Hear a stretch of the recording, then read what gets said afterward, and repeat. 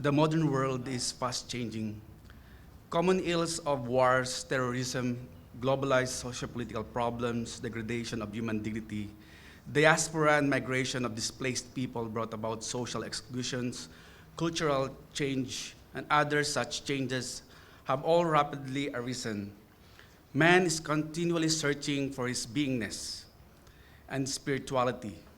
This paper, from the perspective of being an Eastern Catholic Christian from the Philippines, in the light of Said Nursi's teaching, attempts to understand this offer as an alternative healing prescription to spiritual and socio-political sickness that is existentially being experienced in the modern as well as in our contemporary time.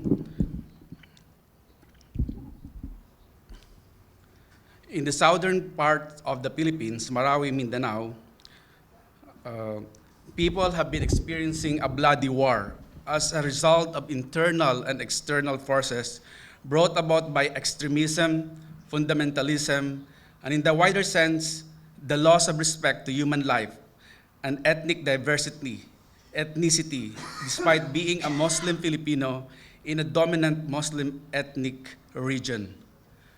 Christianity and Islam, I believe so, are sibling religions, which together with Judaism being have Abraham as a common ancestor in faith. Through history, committed errors of display and disunity, disharmony. We belong to one family. We are all children of Almighty God. Incidentally, Damascus reminded me also of St. Paul the Apostle, who saw light and conversion to Christianity in Damascus, from being a persecutor to be a follower of Yeshua or Jesus. Said Nursi is likely a physician offering a cure to humanity. Historically, Said Nursi's speech took place in 1911 as in the Friday sermon at the Umayyad Mosque in Damascus. Almost 10,000 people are said to have filled the great mosque during his talk. Nursi begins the sermon by asking for God's blessing, and then it starts to address a question: why have the nations of non-believers excelled in the technical, material, and intellectual areas, but the traditional religious areas of the world have been left behind? Why are the non-believers continuing to become stronger and more materially successful, while the believers are becoming weaker and poorer? The materialist philosophers of the West have answered such questions by claiming that religion is a form of superstition which prevents material intellectual developments. Nursi was concerned that his fellow Muslim would actually believe such an answer given by the materialist philosophers, yet rather than offer a reactionary response to the philosophers of the West. Nursi acknowledged that it was true that there was a growing weakness in the Muslim world. The weaknesses were the result of what Nursi termed 6 dire illnesses, inflicting the Muslims and preventing their intellectual, social, and spiritual development. Importantly, Nursi fought against the materialist ideology lying behind the Western ideology of development and progress. This may seem a contradiction from the outset, however. Nursi's approach was to separate certain aspects of material development from the rotten ideology lying behind and motivating it. His aim was to take that was constructive and beneficial from developments outside the Muslim world and to leave behind the bad and malign elements. His dream was actually to establish a university that would teach the traditional religious sciences side by side with the natural sciences, chemistry, biology, physics, subjects that Nursi had been forced to learn on his own at the time. Traditional schools taught only the religious sciences. Separate technical schools taught the natural sciences. In the light of conscience is religious sciences. The light of the mind is modern sciences, and the reconciliation of both manifests the truth. Nursi always sees the universe as a great book that makes God known to his people. He believes that modern sciences are potential tools to read the book of the universe. In his university project, he wanted to combine modern sciences and religious sciences to read the book of the universe without forgetting about its author, who is God. This is crucial difference as the combination of modern sciences and religious sciences turns the former into a non-reductionist, non-materialist way of both looking at the world and interacting with it. Nurses University would also be multi-ethnic, reflecting the complex demographics of the Ottoman Empire. It would welcome ethnic Turks, Arabs, Kurds, but also Armenian, Greek, and Eastern Assyrian Christians. Nursi recognized that the Muslim world had not been able to deal adequately with the challenges that modern science brought to traditional ways of thinking. The problem was much larger than one of simply updating the educational policies of the Ottoman Empire. The problem was how to renew Muslim social life in the face of the challenges of modernity. For Nursi, it was not a question of going back to a golden age of Islamic culture. It was rather a question how to revive religious life and how to integrate it with the modern and our contemporary world. He says, there can be no return to our former state. We have to accept present conditions or we're finished. This does not mean that Nursi embraced modernity or the way of life. Rather, he was pragmatic and understood that the best way was to try to adapt to the current conditions of culture changes. Nursi's basic theme in Damascus sermon is the problem facing the Muslim society, our form of sickness. Nursi looks at the West and sees faithless people blinded by materialism and aggressive secularism. And while the Western world has developed technological and economic power, a Muslim world has not responded to this growth in a positive manner. Rather, it has become both intellectually and materially weak and sickly. This sickness of Muslim society will not be changed. Nursi says, by new policies coming from the Sultan, changing the heart of individual Muslims will change the Muslim world and others. He uses the power of metaphor of 6 sicknesses that sees the contemporary Muslim culture and then reaches into his bag of medicines for 6 cures of these 6 illnesses. These diseases of social life include despair, ignorance, hatred, disunity, despotism, and individualism. The cures of these 6 maladies, according to Nursi, are all in the pharmacy of the Quran. These cures are to be found in the very word of God Almighty, as revealed to the Prophet Muhammad.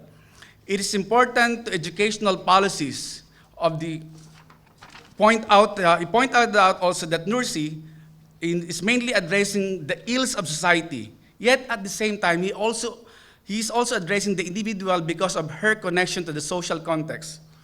In the Christian world, like the Holy Quran, the Christian Bible would also speak about the greatest commandments, summarized in the 2 greatest commandments, that to love God with all your heart, mind, soul, and loving one's neighbor as yourself. Again, Nursi explains the cure for social despair is the hope that comes from the faith in God. Nursi starts his sermon with a quote from the Quran, "Do not despair of God's mercy." Nursi then expands on this first disease and its cure at length. He argues that life without religious belief of some kind has no point of true purpose. Of course, the religion that he prescribes for the illness of despair is Islam. He even makes the point that over time, the effectiveness of Islam in curing despair will become so clear that even people of other religious traditions will see the value of Islam.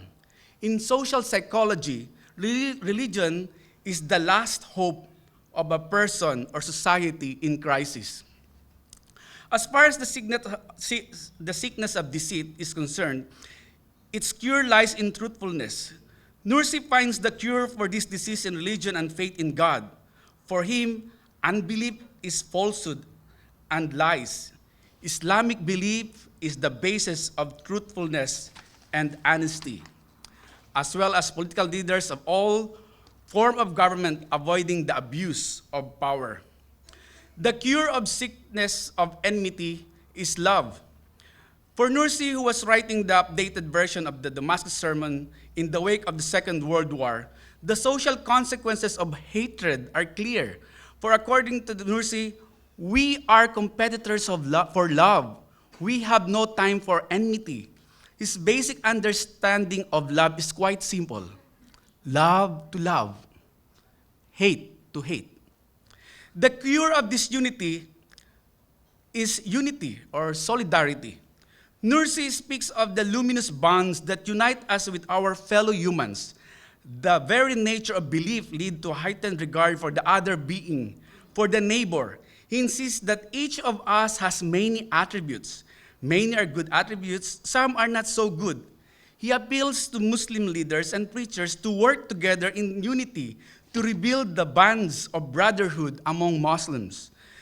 The cure for the disease of despotism is dignity, which is God-given. Here, Nursi is addressing one of the chief causes of social conflict, which was made worse by modernity, the rise of nationalism and the demand of various groups for self-determination.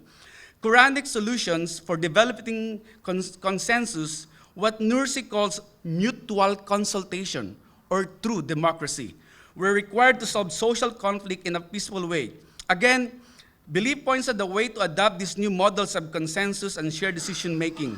I believe this is an option and complete virtue medicine that could be also a cure to our current problematic ongoing war in Marawi, the Philippines. The cure of individualism is mutual consultation, putting behind personal interest and to focus instead on the common good for the larger society, to work in concert with other people of faith to address the pressing social issues of the times. One should think what is for the common good and not his selfish attitude towards prosperity, by a willingness to move beyond one's self-interest and personal interest to consult with others in sincerity and solidarity. And I quote from Quran, 10 persons can perform the work of 1,000. To examine universal theological concepts of teachings in the Damascus sermon, hope perhaps is the central concept of the Damascus sermon. The first of the illnesses that Nursi identifies in Muslim social life is despair. Hence, to this regard, it is important to remember the context in which the Damascus sermon was delivered in 1911. It is intervening to compare Nursi's on hope with that of the Christian's theology of hope. The absolute concept that there is hope and salvation in God. Social despair is willfully turning from what God has in store for us. Hope gives us the sustenance to struggle to advance stepwise toward what God offers at the end of this journey, earthly journey. The idea of free will is one of the challenges to all religious traditions, be it Western or the original traditions, especially understanding the relationship between faith and faith in action in a given social reality. For Nursi, we are clearly subject to a higher moral law, yet our Creator also grants us the power of choice. We can choose to adhere to the law. We can choose to address injustices. Yes, God is ultimately in charge, and God will ultimately direct the course of history. But we are involved through the power of choice granted to us by God. Clearly speaking, He never chose the path of violence, never, nor did choose the path of Sufism, to which he had been exposed in his earthly education.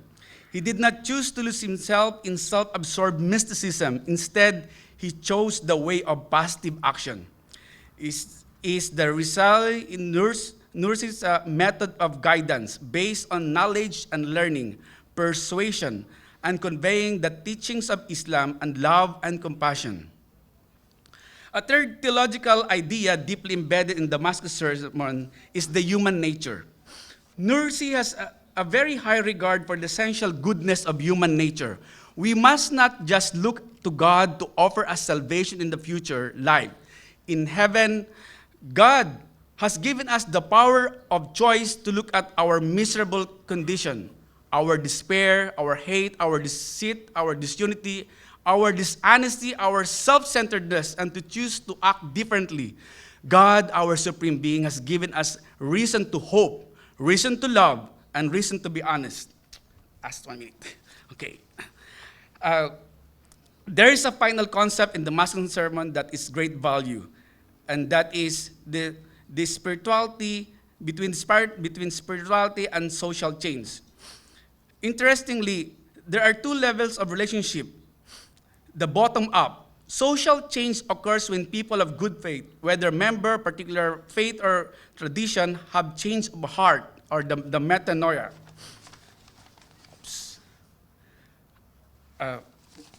In conclusion, I just like to read my conclusion. The Risali in Nur, it provides us with a clear list of social challenges of modernity.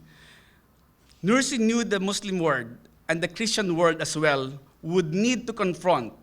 He also offers cures for each of these illnesses, all based in religious belief or faith.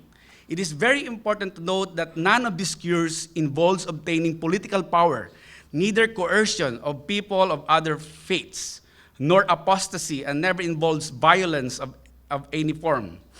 Said Nursi was of the firm opinion that for modern man, faith in God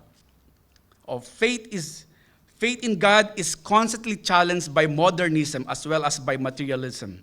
Aggressive secularism and numerous other ideological toxins aim to destroying human happiness and stability. As such, Nursi remains to be a scholarly and prophetic voice whose life work is to help reform Muslim society by showing the Muslim world how faith may be revived and cured. As such, Said Nursi's goal is for Islam in itself, yet open also to Christians and other faiths, the main concern of which is to nurture belief in God on the road to spiritual peace and harmony, on the level of the social and essential existence. Finally, said Nursi, epitomizes the voice of authentic Islam to be heard in all corners of the world. He offered cures not only to the Muslims, but also to fellow Christians of the world. Hence, may the teaching of Said Nursi revive our country along with empathy, rebuilding Marawi and the future of our Muslim brethren in harmony with the Christians in a multi-ethnic society. Thank you very much. Assalamu alaikum.